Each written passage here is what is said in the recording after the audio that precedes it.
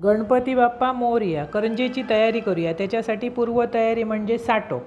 चणे आणलंय, भाजलंय, भरडलंय आणि घरघंटेक दळून आणलंय. मिक्सराक थोडे असले तर चलतात, जरा जाडसर येतं आणि घरघंटेक पीठ करून आणलास ना तर एकदम बारीक होतं आणि मस्त होतात करंज्यो. खमंग भाजून घ्यायचं.